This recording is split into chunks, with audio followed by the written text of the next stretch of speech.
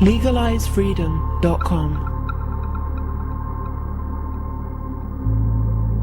Why are we here? Where do we come from? Where are we going? From the nature of reality to the future of humanity.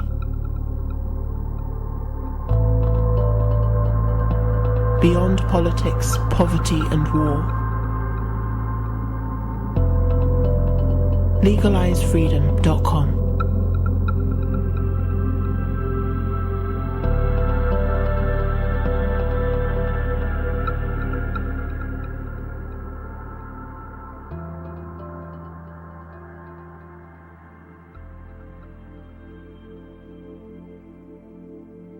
Greetings and welcome once again to LegalizeFreedom.com.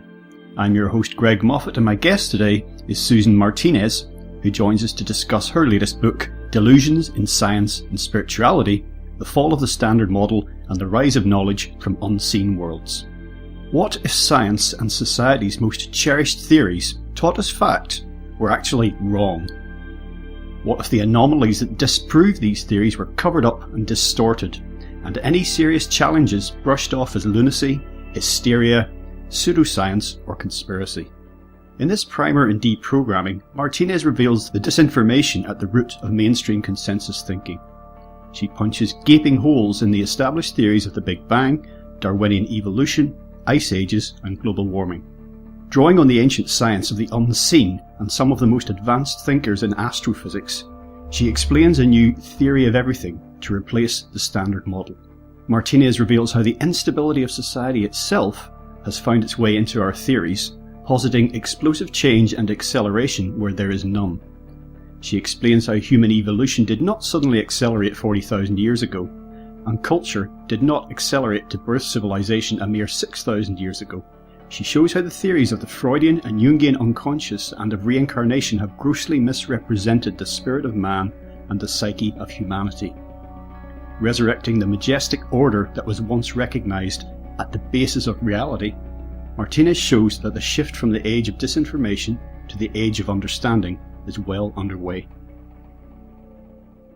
Hello and welcome, Susan, and thank you so much for joining us today on LegalizeFreedom.com. Okay, that's the first I heard your name, and I'm going to make a note of it. Excellent. Well, today, Susan, we're going to be talking about your latest book, which is entitled Delusions in Science and Spirituality.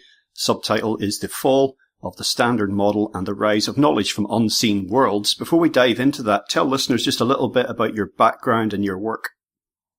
I think the best thing to say is that when I was young, I went to graduate school. I got my degree in anthropology. The branch of anthropology I specialized in was linguistic anthropology.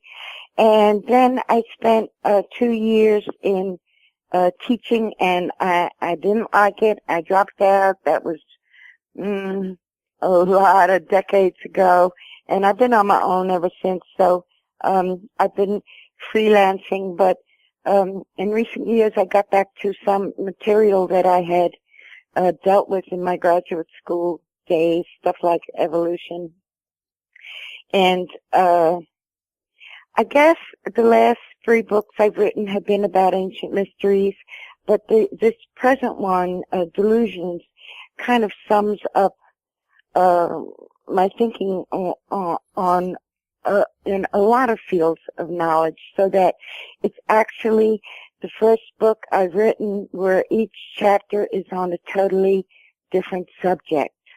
Yeah, to say the book is wide-ranging would be an understatement. Yesterday, actually, when I was completing the book, I was sat in a coffee shop, and a lady at the next table actually somehow managed to read the title of the book, and she said, "Oh, that looks interesting." And yeah. So I was trying to explain to her what it was, and as I said, it's rather wide-ranging. So I said to her, "Well, it's kind of if I was to sum it up, it's kind of everything you think you know is wrong, really." And that's how I'd characterize your book. Yeah. It was. I had to. The book was getting something. Excuse me. Off my chest, because in every area and every discipline that I have dealt with, because I have also written on about spiritualism and the psyche. Every area I went to, whether it was science or self or society, is full of paradigms that are false. Either they're outdated and should have been cast aside a century ago, or there's something basically wrong in the standard model. I end up saying that I think the root of the wrongness is in philosophy of materialism. See, so all of our sciences, all of our fields of knowledge are based on a materialist viewpoint. And what I'm bringing out is all the important stuff that's in the unseen world, the intangible world. Yeah, this is something, this is an issue that I deal with a lot in interviews, actually, and in many ways, this talk could be a companion piece to the one that I did last week, and discussing, the materialism and how it dominates everything, but it's a relatively recent thing. It's recent in the broader sense. When thinking became really scientized in the 19th century, they cast out the Bible, they cast out the heavens, they cast out God himself. God was considered unscientific, and that holds till this day. So it's been the entire 20th century and now carrying over into this one. I think the paradigm is changing. I think in the next generation or two we're going to see that change really manifest. But no, materialism has been king for well over a century.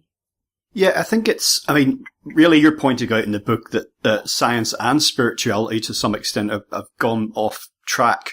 But as a species, we sort of crave certainty. We kind of want to know what the answers are so that we can sleep at night. But, ironically, you point out that science, for all that it informs, modern life so much, is simultaneously very certain of itself and yet very vague when it wants to be.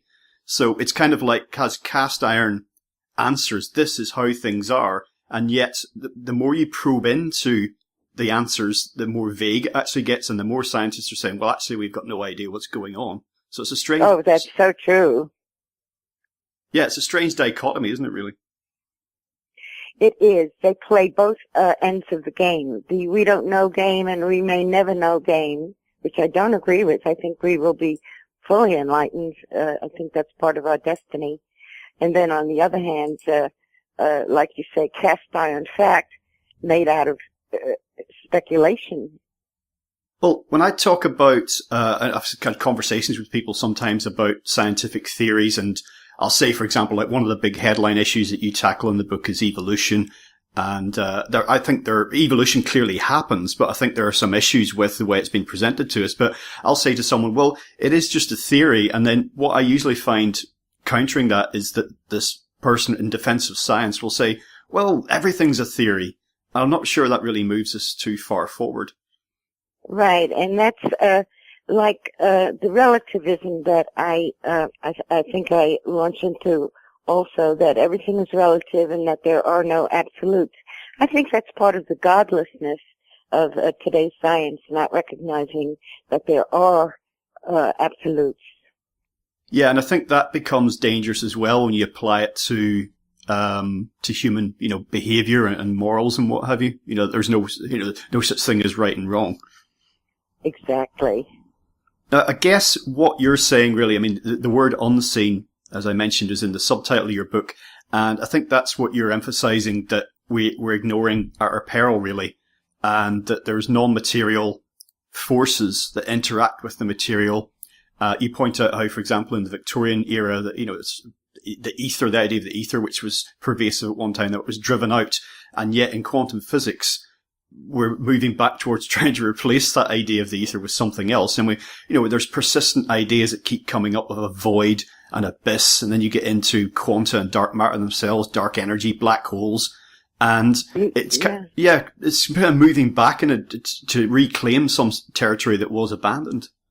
It's just jargon, They're talking about dark matter or dark energy. That's really the same as the ether that they cast out 100 years ago, or more than 100 years ago, but it's coming back. In fact, the only website I don't have an author website or a promotional website at all, but the one I have and put together with a few partners is called earthvortex.com, and it goes into quite a bit about the ether, the etheric science. One of the big issues that you tackle is the very origin of, life, the universe and everything, which is about as big as it gets. And you talk about the notion of the Big Bang, which Fred Hoyle, the astronomer, he coined that term, even though he was actually dismissive of the idea in itself. So tell us a little bit about your perspective on that. Well, I think it was in the late 1940s, it might have been 1948, that Hoyle was on the radio, and he was referring to the Big Bang dismissively. He coined the phrase just offhandedly to spoof it, and yet it caught on. Hoyle was quite a genius, and quite a wonderful personality. In fact, he was from your area of England. He believed in the alternative to the Big Bang, and he called it a continuous creation, in which case there was no beginning.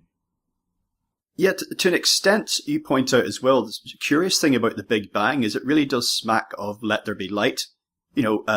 Creation ex nihilo, something from nothing. And what is the difference between that and a God sitting on a cloud and saying, let there be light? Well, something from nothing is hard to understand, but the assumption there is that there was a starting point, and then they put an exact date on it, 13.7 billion years ago. I mean, that's ridiculous. They're using, a blanket. They're using factual factoids, factual cover to make it look like it's real, but it's simply a consensus view. Yeah, this is something that will seem counterintuitive to a lot of people. But I've recently, in a couple of interviews in the last month or so, I've been discussing the idea that something always existed, basically. And I think that our minds are repelled by it somehow. But I think that's partly just a limitation of our way of thinking because, we live such short lives, and all around us we see creation, and destruction, birth and death. And the idea that there's always been something, I don't think we can wrap our minds around it, but that's not to say that we should dismiss it. I know, and I think that's quite true. We're mortals, we live a finite existence here in the body, but we go on to an eternal existence out of the body as spirits.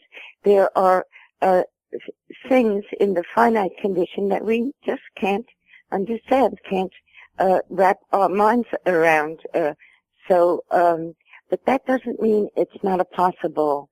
And I think people with faith have a sense of accepting things that are possibles, even though we can't wrap our minds around it.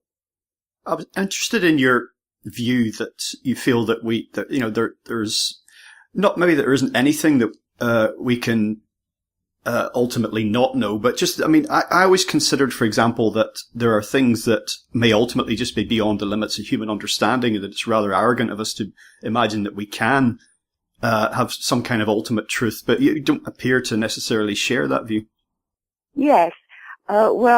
One aspect of that is that I believe that the destiny of mankind is to be spiritualized. I think that is the process that's just beginning now. I actually wrote a book about that. It was a book about prophecy. It was called Time of the Quickening. I wrote that book about 5 years ago. The planet is getting old and mankind is getting old. We're a bit more than halfway through our journey here. And I have studied prophecy. I read the Oaspe Bible, which has a great deal of information on what's to happen in the future. I think we're reaching the most critical turning point in our history here, in our career here on the planet. I think that these prophecies have pinpointed the year 2048 as a major turning point, so we're not very far away. And from that point on, all the institutions on Earth that have not worked out, and the major thing is wars, it's going to be a turning point there. There's going to be a very major collapse of all our institutions that do not work in a positive way for mankind. Things are going to rebuild more on the community level, and at the same time, the spiritualism is coming to the fore. We're beginning to see and realize the importance of things that are in the unseen world. What's the significance of 2048? I've not heard that date cited before. Well, it's dealing with prophetic numbers. They're very specific numbers, and they originated in an Egyptian system 12,000 years ago. So we're dealing, 99 or 100 is one of those units of prophecy. So the opening year of the new era, we are already in the new era. The opening year was 1848. That happened to be the year that the Rochester rappings happened and the Hydesville and Fox sisters came into prominence. Well, that's not a coincidence. That was when the spirit world became known, and it became very popular. It started in America, moved over to England. But in any case, that's the year. That was the first turning point. And in Oaspe, which I follow and which I use, it's called the Cosman era. Cosman stands for cosmic man, and that's what we're moving into now. So 1848 plus 100 is 1948. 1948 plus 100 is 2048. I was just talking with a colleague yesterday about 1948, and I'm currently reading a book about the FBI and J. Edgar Hoover and whatnot, and I became aware that the Cold War began there at that 100-year point after the dawn of Cosman. That was just around 1948, and that was a whole cycle that ended in 1990.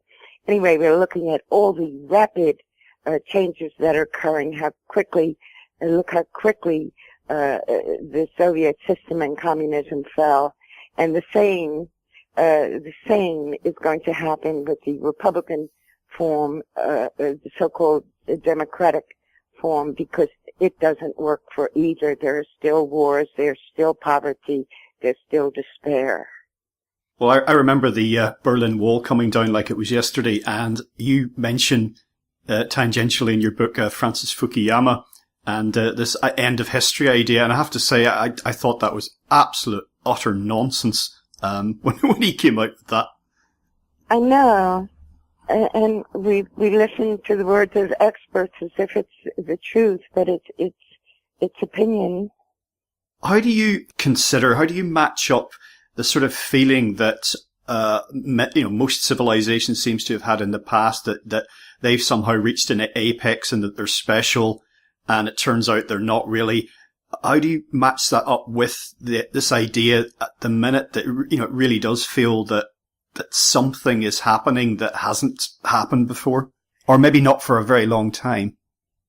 Well, I think that's a genuine perception, because, like I say, the era of Cosman marks the turning point for mankind.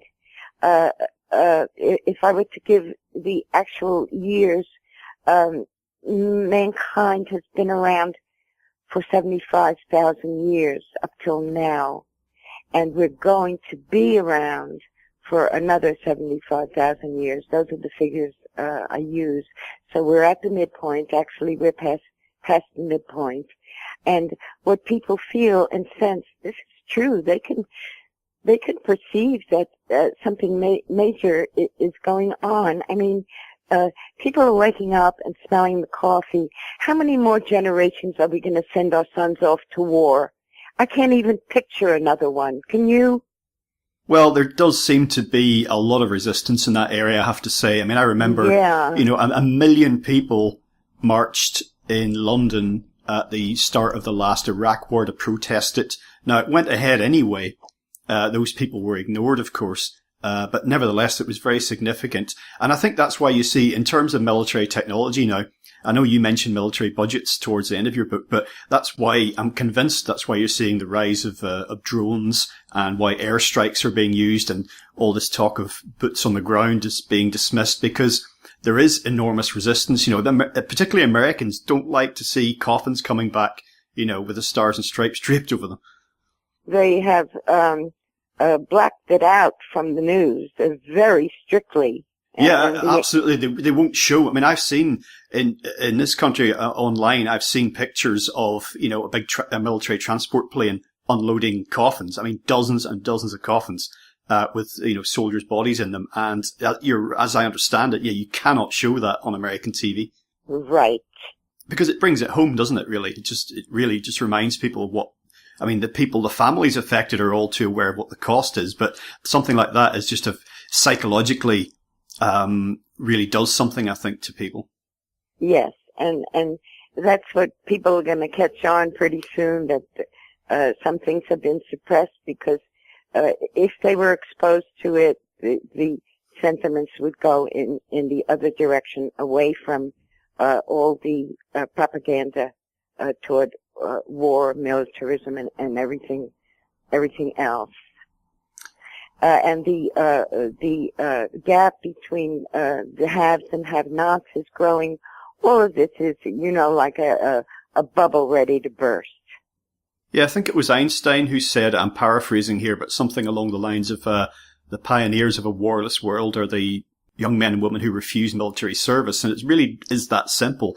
But of course, that's what all the propaganda's about, is to convince people, particularly those that they want to recruit into the military, that they're doing something vital here, the so-called defending our freedom, which is just a bad joke. Right. So I'm basically saying, we've been brainwashed, and we've got to wake up and smell the coffee and start thinking for ourselves. This is not only in the political area, but also in all the academic topics that I touch on. There's a whole new way of thinking about each of these subjects, but there's a clock ticking, and there's not much time left for that game. Yeah, you mentioned the age of the Earth a while ago, and that's an interesting point that you make in the book, is that in terms of the age of the Earth and other planetary bodies, stars, that bright, hot, fast in terms of movement denotes a young age, as it were, and then got this gradual process, very long process of entropy and cooling, and so that dim and cold and slow is, as the planetary bodies move towards the end of their life. And we see that with, stars that have gone supernova and shrunk in size. And you point out that in our own solar system, for example, Mars is a good example of basically a dead planet, or as good as. And that's interesting in itself in the context of the search for life on Mars and the Mars One project that you might have heard about, the idea of colonizing it. Oh, yeah, they call it terraforming. And I think that's ridiculous. And I really don't know what's motivating them in this, unless it's just research money that's coming in. There's some kind of concept that if things go south here on Earth, we'll be able to migrate over to Mars or some other planet. I mean, it's just laughable. And I cannot believe that serious scientists talking about colonizing a place like Mars, which is obviously a dead or dying planet. It shows every symptom of planetary death: drying, cooling, and loss of atmosphere. Everything about it tells us that this is a perfect example of a dead planet, and we can learn about planetary extinction by studying it, but certainly not fooling the people and saying it's a place we could go and set up shop. No, I've always considered it rather fanciful. And, environmentalists, for example, are fond of saying that, well, the idea that we should be allow ourselves to go to another planet considering what we're doing to this one. But I looked at the Mars One project. There's very little actual science behind it. And in terms of their projected dates of when they're wanting to do things, not only do they not have the money in place, but all the projects that need to be underway, not least of which is building a craft suitable to go there, they're not even begun. There's no projected start dates. In terms of companies being contracted in to do the work, I think there's one company involved, but they're not actually doing anything. They've just signed a piece of paper. So the whole thing is just absolute cloud cuckoo land. I think it's diabolic. I think a lot of what's going on is diabolic.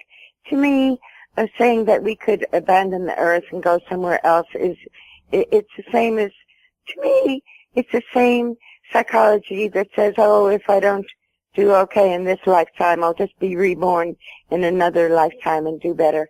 They're both entirely cynical philosophies, and they're totally evading the fact that right now is what counts, right now what we do. And this Earth is our home, and no other place is going to be our home physically.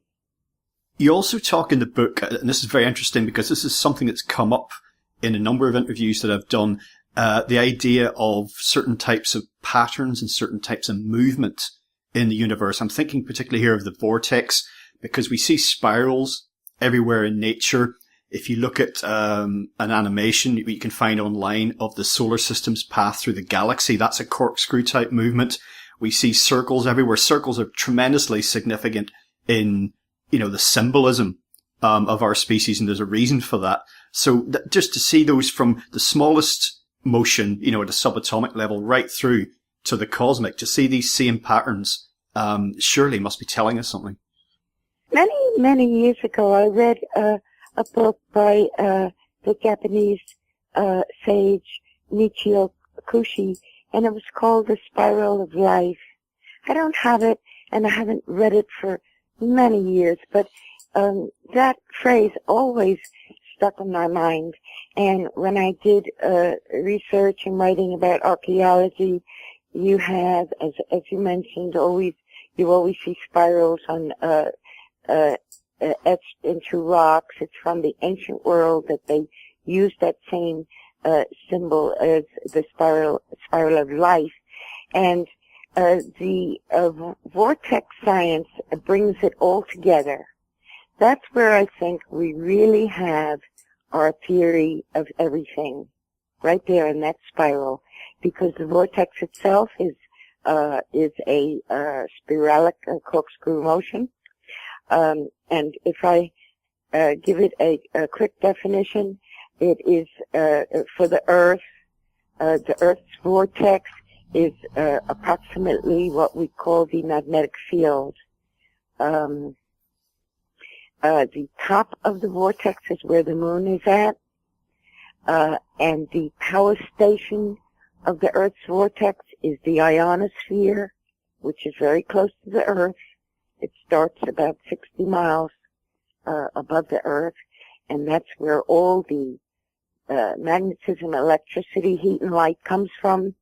That shoots down to the Earth in the daytime. That energy is called vortexia. Then when it shoots out the Earth in the nighttime, that energy is called M-vortexia. It comes out the North Pole, and the sign of it is the aurora borealis. We can see it. There's even free energy there in that. So there's a great deal to learn in vortexian science, and that's what I'm concentrating on. Have you ever seen the Northern Lights? I've just looked at a lot of pictures. Have you seen it, Greg? Do you know what? I did last month, and I never expected to do so in, necessarily in my life without making a special trip. But I went to Iceland, and our hosts there told us that it was really too late in the season to be seeing the lights. But we were outside one night, and they just appeared. And even the Icelanders were like amazed that they had, and it was just incredible. It was like everybody was, this was a group of guys who were like drinking beer and talking too much, and everybody just went silent. I'm guessing it was green. Yes, green. How did I know, Greg? I mean, it just came to me. What were they, swirls or what? Just streaks, long streaks in the sky. One of our party was a photographer, and he had very good camera with him, and he photographed them and then went indoors and brought the pictures up on his computer. And it was interesting that the photographs were different to what we saw. And we had this conversation about, well, a camera isn't a human eye. So what we saw, the camera was able to pick up more than we could see, which is just interesting in itself. That is amazing, yes. Because the camera showed that the lights were green and purple, but we didn't see any purple. And I think the photographer said that the camera could see something like, well, I can't remember how many colors, but maybe 10,000 or who knows how many thousand colors and the human eye could see much less than that. Okay. And right there we have a great example of what I'm doing in the book, because, at many points in the book, I have to say that what the experts are saying is 180 degrees different from what I think is the truth. In Vortexian science, the auroras are simply the emission of Vortexian energy out of the poles. So it's coming out of the poles. What does science say? Science says it's coming, that the solar wind is driving it from the sun down to the earth. In other words, 180 degrees opposite. Another topic that you take down in the book is the very idea of evolution. Again, as I mentioned earlier, it's not that evolution doesn't occur, but it's just that the nature of it. For example, particularly you have an issue with the idea of natural selection and competition. And this is something obviously that Darwin put forward. And ultimately that's not harmless, because it really has affected, I think, how we as a species see each other and the rest of the environment. And it's actually been a very, very, very destructive notion, the idea of competition. Right, survival of the fittest, competition. It all verges on a master race theory, and I go into that a bit. And previous to the Delusions book, I wrote a book refuting Darwinian evolution, and it was called The Mysterious Origins of Hybrid Man. One of my great inspirations in writing that was a countryman of yours, that's Richard Milton, who back in the late 1990s, I think it was, wrote a similar book called Shattering the Myth of Darwinism, something like that. And the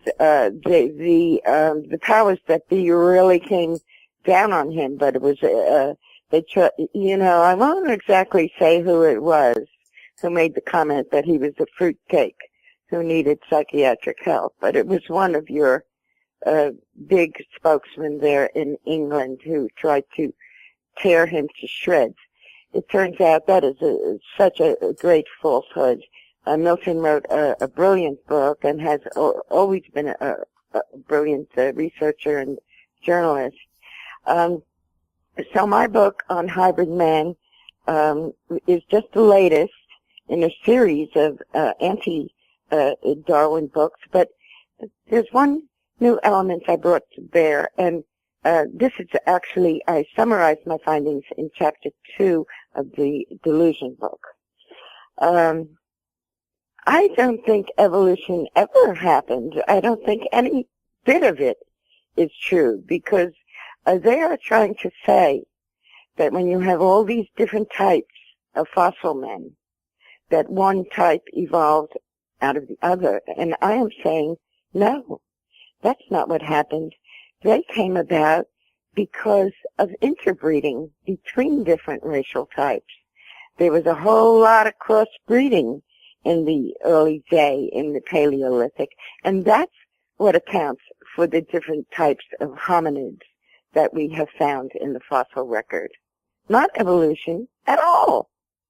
So what has your research indicated to you then about the origins of life on Earth, whether that's, microbial life billions of years ago or, hominids and everything in between?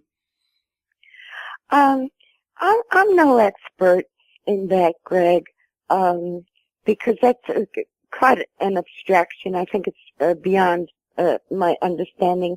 But I do believe in the idea that DNA was brought to the Earth, and that's how things began. Oh, this panspermia idea. Exactly. That was Crick, and that was Francis Crick, the guy who discovered DNA in the 1950s. He put forward the panspermia theory, and I think something in that category is probably the truth. It does seem, when you look at the evidence, difficult to say the least to explain life originating from nothing on the Earth, without any sort of exterior interference, shall we say. Because, obviously been a lot of work in the interim with scientists trying to recreate some of the processes that they think did originate life on Earth, and, they've singularly failed. I don't know why they're so against it. Yeah, it's a strange one. It really is. There's certain ideas they run contrary to what you would call the standard model, but there are some areas where I've thought, why is there such tremendous resistance to this idea? Because, if it's only a matter of someone, people have to eat a bit of humble pie maybe in careers. But there has to be more to it than that, surely. In some cases, when you do scrutinize the situation and analyze it in depth, you discover that that particular discipline, that field of knowledge, has been married to that idea for too long, and so to change it would almost destroy the discipline. I think that's the thinking. Careers, books, everything has been based on that model. And how can you turn around and say, I was wrong, and then start from scratch?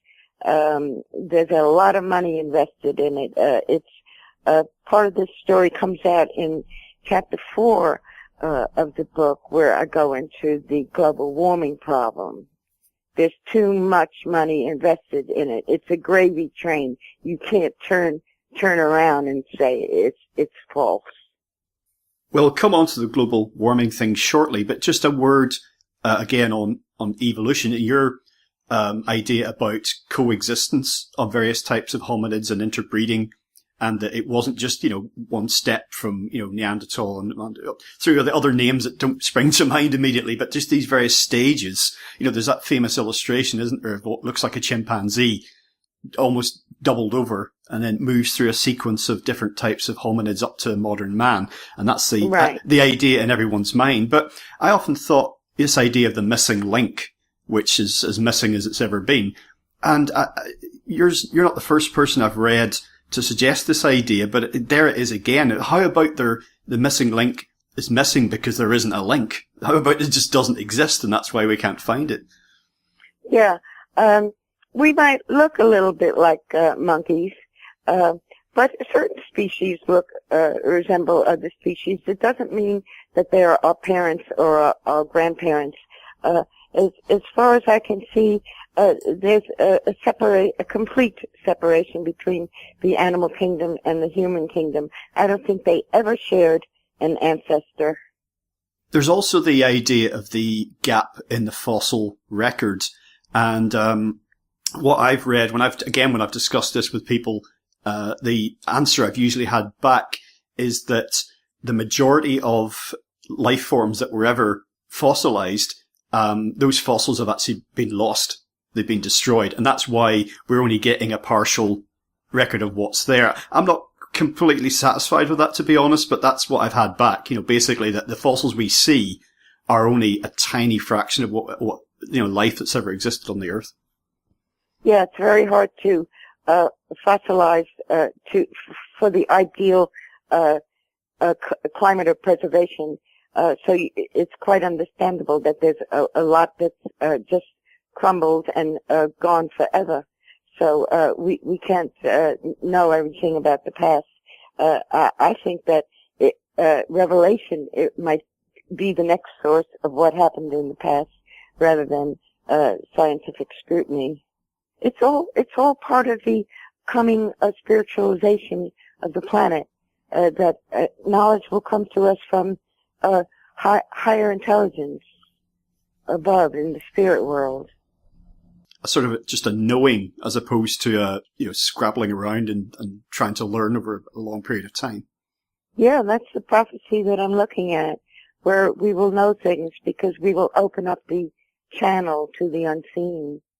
This is what we're becoming. We're going to realize our true potential. Before we leave evolution behind, presumably your position then kind of makes the idea of transitional species to be not valid. I mean, the one I always think of is, Archaeopteryx, the feathered dinosaur, which they claimed, right. It's halfway between dinosaur and bird. Now, as I understand it, they've only ever found about 10 fossils of Archaeopteryx, and they're not even, some people don't agree that they're actually the same species, but I'm guessing transitional species don't fit with your view of things. Yeah, because the bird kingdom existed in the time of the dinosaurs, so that queers the whole chronology of it in the first place. There were birds even before dinosaurs, and in the age of the dinosaurs, there were primordial bird types. And of course, the other thing that science has us allegedly established is that, again, the dinosaurs died out. Worth mentioning, that happened over a very long period of time. It wasn't sort of instantaneous by any means, even in evolutionary terms, and that then mammals came along and filled the gap. I don't know what your research would say about that particular... I'll tell you what.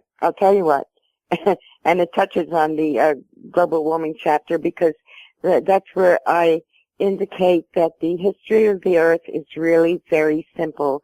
The Earth goes from a hot, molten ball of gases until it cools down and starts to solidify, and its entire history from that point on is a history of cooling and of drying.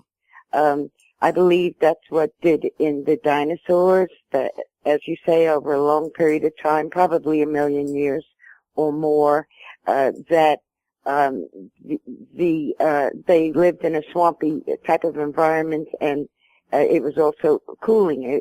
When the age of the dinosaurs ended, that is the same time that ice caps were first forming on the poles. So every animal species has a margin of heat beyond which it cannot survive. So I think the dinosaurs went extinct because of cooling and also drying. Their water holes dried up. And the next thing you had on Earth were the fur-covered species, cats and dogs and animals that were protected by a blanket of fur. Of course, as I understand it, dinosaurs were cold-blooded as well. Yeah, well, there's some controversy in that they may have also been warm-blooded. Okay, well, that was just, again, I've not read any detail of that story for a very long time, so that's going back to my childhood, actually, that bit of information. Yeah, in terms of global warming, we talked earlier, about the ages of different planetary bodies, or how there's a gradual movement from hot to cool over a very long period of time, and you're basically explaining that's what's going on just right here on Earth, as you would expect, given that model, is that we're looking at very long-term cooling, and the Earth is actually well into that process now. Yes, it's pretty obvious even from the weather pattern of the 21st century. The the global warming thing started in the late 1980s. And they were doing fine until around the year 2000 when the warming trend stopped. And that was only a short-term thing. That's like a 30 or 33-year spell of warming. There are fluctuations like that climatologists know all about.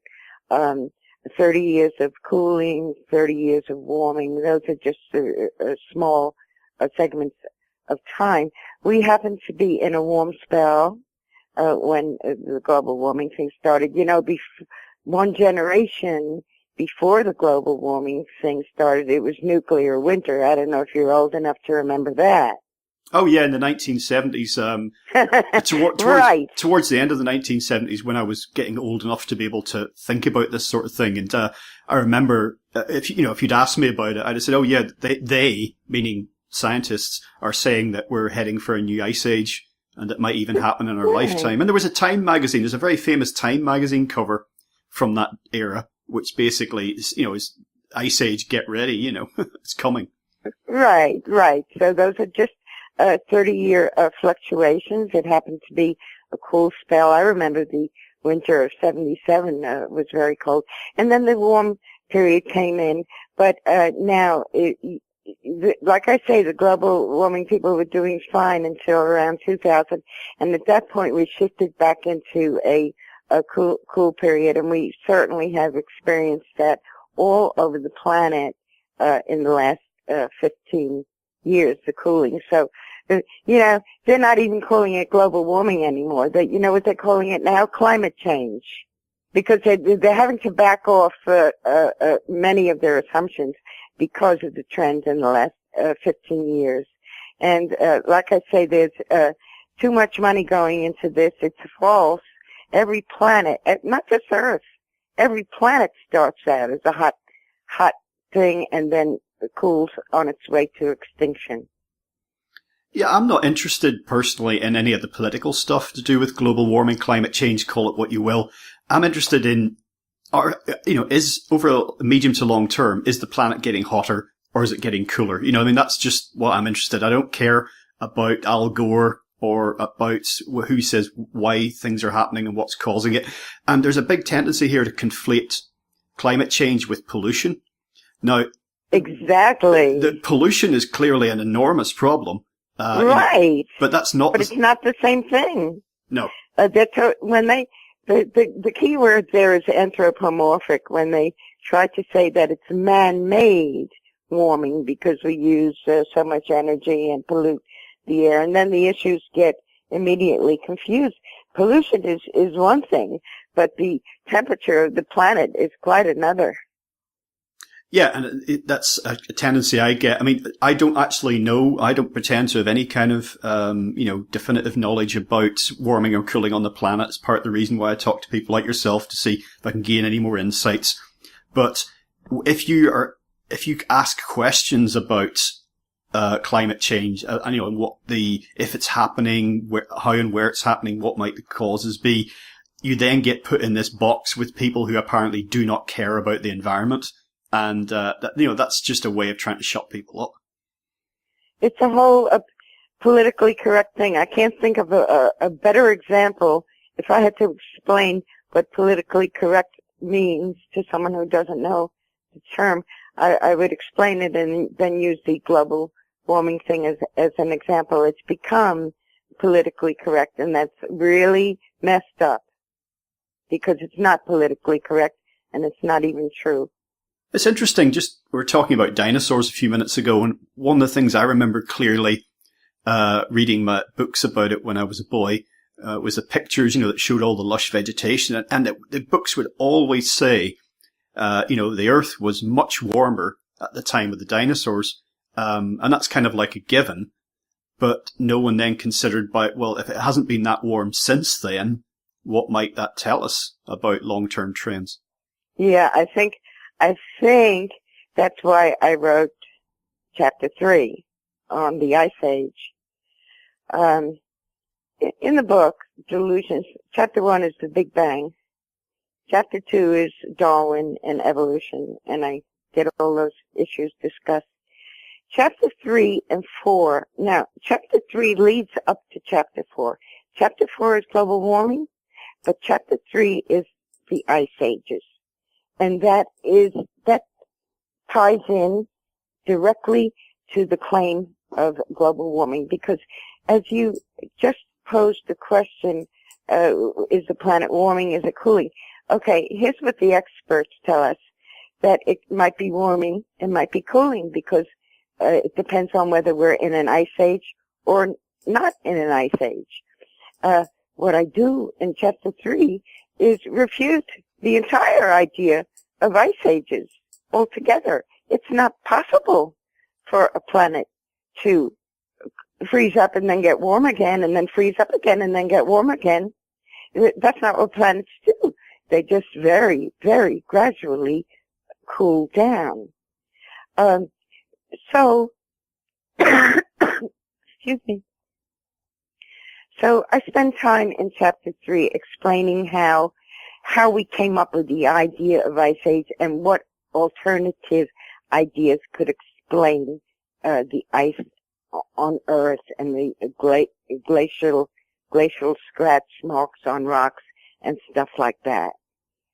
And we were talking earlier about the movement, the types of movement that we see in action on small and large scales in the universe. And of course, in your chapter about ice ages, you explain how different at different periods of time, ice caps on the Earth could have been at different locations, as it were, because of the way that the Earth is actually moving. But again, it's over a very, very long period of time, so we don't readily perceive this. And this goes some way to explaining ideas about, accepted ideas that Antarctica was once free of ice and that India may have been covered in ice at some stage. Yeah, I believe the only way to explain the presence of ice in places like Africa and India is to adopt the model of a third motion of the Earth. We are familiar with the rotation of the Earth on a daily basis and the revolution of the Earth on a yearly basis, and that's about it. But now, if you take into consideration a third motion of the Earth, and maybe we could call it oscillation, where the North Pole and South Pole change places over a period of hundreds of thousands of years. So the Earth is actually rolling. Think of a beach ball rolling. And the continent that is at the pole is slowly moving toward the equator and moving to the other pole. Now, this is basically known and understood in science, and it's called magnetic reversal. They also call it pole shift. However, they misunderstand its dynamic. Some people have taken the pole shift to mean a sudden, catastrophic flip. But that's not how it worked. And the presence of ice in all these continents that are warm right now is only an example or even a proof of the fact that those land masses have been moving in oscillaic motion. And of course, this taps into a lot of ideas, mythical ideas about, Atlantis and Lemuria and Thule and Hyperborea and all these, lands that may or may not have existed, and it puts in context how it's possible for something, an entire civilization to have radically changed or been absolutely wiped out if you allow for the fact of these, enormous movements over a very long period of time. And what that also does is open up human history to a much longer time frame. Well, how much longer do you think? Oh, I have absolutely no idea. I know that Graham Hancock, the popular writer on archaeology and other subjects. I know Graham. Yeah, well, he likes to post on social media little stories under the headline of "Stuff Keeps Getting Older." And he does this like a couple of times a month, every time that some discovery is made that suggests that human history, is much longer than we're being led to believe. Well, okay. To me, yes, there is a lost civilization and a lost race that we have not confronted properly, and that is a true fact. However, it doesn't mean that we have to go further back in time. I indicated before that my time frame for humanity only goes back 75,000 years. Most of these theorists, like Graham, maybe Graham, and others in a similar school of thought, try to give us millions of years of history. I don't think we have it. I think it's our history. We've been on the planet for a much shorter period of time, but that does not discount lost continents and a lost civilization. I believe you can go back 50 or 60,000 years for a lost civilization with all the trimmings. And it was lost and it came back again, and the last time we knew it came back was in Egypt or in the Fertile Crescent 8 or 10,000 years ago. Towards the end of the book, then you take, as I say, wide-ranging to say the least, you take another turn and you look at the unconscious, the human psyche. And I think this is very important because even in the light of all the subjects we've been talking about, this is one area that you see as very important, particularly going forward, and that this is something that we've, particularly contemporary science, has tended to ignore or marginalize or push into a corner. Everything from dreams, ghosts, precognition, ESP, near-death experiences, you name it, but it's all been marginalized. It's kind of, yes, there's study taking place, but this stuff isn't really important. It's all epiphenomena of the brain and not to be taken too seriously. Right. And that's the problem, because they have shoved aside all the unseen principles. They've shoved aside spirit. They've shoved aside soul. They've shoved aside the human psyche. Instead, they want to give us the brain. They want to give us something material. And they want to come up with theories that cast our psyche in darkness. And that theory is called the unconscious, or the collective unconscious, and say that all kinds of stuff comes out of there, and it's just darkness, and we're not aware of it. I don't believe that's true at all. I think it's another conjecture. And I think that's turning over now. I think we've got enough information in front of us that something else is going on. Yeah, and that's a big trend that I've noticed, in my lifetime of, being interested in this area, is that things have really begun to open up, and it's become harder and harder for people to ignore this, despite the rise to prominence of popular materialists such as Richard Dawkins or whatever, who incidentally deny their own subjective experience when they in their writing. But there's definitely changes afoot. There's no question about it. Interestingly, you have a chapter where you're looking at reincarnation and the idea of past lives, and I read that with great interest because, again, this is something that's of great interest to me. But for me, the jury is still out, although you don't believe it is, because I actually had recently a past life regression hypnosis session, and it was most interesting to read your chapter in the light of what I experienced. First of all, it kind of confirmed what I thought, which was that I couldn't be hypnotized. The lady was not able to hypnotize me, but I was put into a somnambulant state, extremely relaxed, and I had these gestalt downloads of former lives that I did not have time to think about. Very, very unusual experience. I did not have time to come up with a backstory, but she asked me questions and it all just came out. Bam, there's that life. I don't know who this person was or when they were, but it was very detailed and it was like an instant download. So I'm just wondering what I experienced, if not some past life, what was that? Well, in my viewpoint, you were put into a alternate state of consciousness. That's a concept I use a lot in that chapter, ASDs. Alternate state of consciousness. And in that state of consciousness, your normal barrier, the quite normal barrier that we all possess, that keeps us separate from the spirit entities, that barrier comes down because of the alpha state or whatever it is that you will put in. And in that case, entities from the unseen can come in and give their life stories, and you are then made to believe that it was your own life in some time in the past. I don't believe that. I believe those are people in the spirit world and who are eager to participate in the earth plane instead of moving on as they should. And so I think the whole reincarnation theory has been built on that sort of dynamic.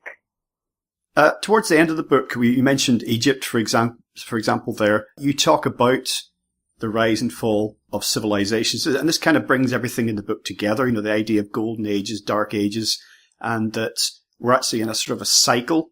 It isn't just one way, and the idea, as I mentioned earlier in the interview, that we see ourselves as somehow at the apex of civilization is very misplaced. Right. Well, the cycles that would pertain to what you're talking about are 3,000-year cycles. Starting with the first prophet of man was Zarathustra, and that was 9,000 years ago. And he opened the new dawn. That was a new dawn similar to the dawn of Cosmos that we're experiencing now. He opened a new dawn 9,000 years ago. He was a great prophet and went among the people. And he reformed the people and enlightened the people. And that carried on for hundreds of years. But then, toward the end of the 3,000-year cycle, and this pertains to every one of these 3,000-year cycles, there's a darkening, and the teachings are forgotten, and people go to war, and things fall apart until it's real black. And then a new cycle is born. So 6,000 years ago came the prophets Brahma, Abraham, Poe in China, and Hiawatha in America. And each of those in those four places started a new cycle. They were the prophets of man. And then it repeated itself. It caught on, it spread like wildfire, and then it spun out. And then 3,000 years after that came Moses and a new cycle. So yes, and this is something you can find if you look into prophecy, that every 3,000 years there's a darkness, there's a light overcoming the darkness. The Zarathustrian system, which ended with the Farsis, schematized the whole scheme of life as the god of darkness fighting the god of light, and that's how they came up with it, because it's a cyclical thing. So yes, it's understood that civilizations come and go based on the cycles of time. So where do you think we find ourselves now? Well, now we're at a new point, because this is more than a 3,000-year cycle that we've just entered. This is a 24th. It's a major block, 24,000-year cycle. And like I say, it's the midpoint for us. And from now on, after we clear away all the debris of this dark civilization, then we begin anew and rebuild our true destiny. Is this connected either with the precession of the equinoxes or the movement of the solar system around the galaxy? It might be, but I'm not aware of it. But I do think it connects with the roadway of the stars, because the way I've seen it described is that, the Earth and all the family of planets in the solar system are moving through the universe. And every 3,000 years there's like a strip of light, and that represents coming into light regions in the cosmos. And then you travel on, and it gets darker and darker. And then 3,000 years later, there's another strip of light, and we enter into that. Just a closing thought here, and this is something you'll have come across and thought about.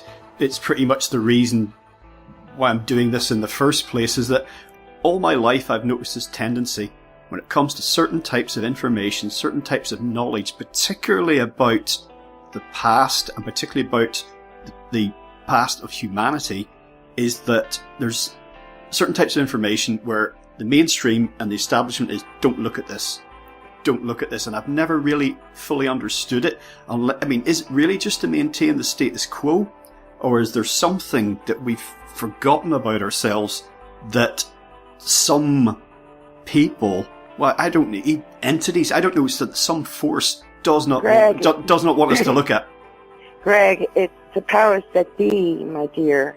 The powers that be do not want to lose their high place. Now, Susan, today we've been talking about your new book. Just to remind listeners once again, it's Delusions in Science and Spirituality, the Fall of the Standard Model and the Rise of Knowledge from Unseen Worlds. That's easily available everywhere. You said you don't have a personal website, but tell folks about the website that you did mention earlier, so that if they want to go and have a look at that. earthvortex.com. Okay, we'll have a link up to that on your interview page. Well, thanks once again, Susan, for joining us today on legalizefreedom.com. And thank you so much for having me, Greg. It was really terrific. Well, folks, that's it for another week. As ever, thank you so much for listening. If you enjoyed the show, check out the website, which is legalizefreedom.com. That's legalize-freedom.com, where you'll find an archive of programs offering alternative views on a wide range of topics, including politics and economics, energy and environment, culture, spirituality, history, and the nature of reality. You can also browse and buy a range of publications from our guests, and if you're feeling generous, make a donation to help keep the site up and running. Based on current audience numbers, if everyone who tuned in donated just 5 pence per show, that's about 8 cents US, this could become a full-time, fully funded operation, offering more and more often. During October 2014, over 50,000 of you streamed or downloaded at least one show. Total donations were £7 UK, which currently converts to about $11 US. Whether you listen, donate, or do both, I greatly appreciate your support. Until next time, I'm Greg Moffat, and you've been listening to legalizefreedom.com.